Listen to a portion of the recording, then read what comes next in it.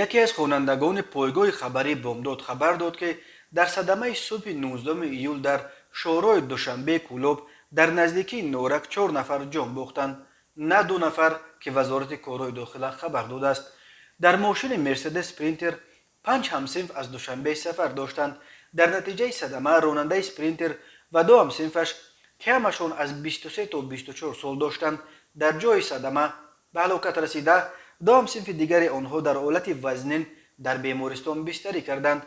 راننده اوپل استرا نیز هلاک شده است، گفت همصحبت بامداد. مرکز مطبوعات وزارت کارهای داخله قبلا خبر داد که روز 19 ایول در عرفه عید سعید قربان در شورای دوشنبه کلوب 2 صدمه مرگاور رخ داده است. بنا به اطلاع وزارت کارهای داخله صبح 19 ایول تخمینا ساعت 6:00 راننده автомашین تمغه مرسدس بنز سپرینتر بوریف محمدجان محمدوویچ سال تولدش 1997 ساکن شهر دوشنبه هنگام حرکت از سمت شهر دوشنبه به سمت شهر کلوب در کیلومتر 50 در نزدیکی شورای نورک از عهده اداره واسطه نقلیات نبرآمده به автомашین تمغه اوپل استرا که تحت اداره راننده سولیوف کامران عباداللهویچ سال تولدش 1988 ساکن شهر دوشنبه که از سمت شهر نورک به سمت شهر دوشنبه حرکت میکرد برخورده است. در نتیجه صدمه گفته می شود در خبر وزارت کارهای داخله هر دو راننده در جای حادثه به هلاکت رسیده.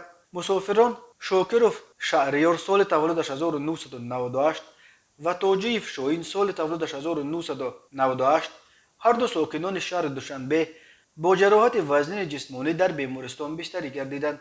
اما منبع بامداد میگوید 2 مسافر دیگر سپرینتر نیز در این صدمه در نزدیکی نورک هلاک شدند. همچنین همان روز 19 ایول تخمین ساعت 16:00 راننده автомашین تمغه واز 21099 جلالوف انعام حلیم جانویچ سال تولدش 1992 ساکن جماعت دهات رسیه نویه رودکی هنگام حرکت در شورای کولوب واسه دوشنبه در حدود جماعت دهات گلستان نویه واسه از عهده اداره واسطه نقلیات نبرآمده پیادهگرد نابالغ آیشموی سوراب سال تولدش 2009 ساکن جماعت دهات گلستان را پخش کرده است.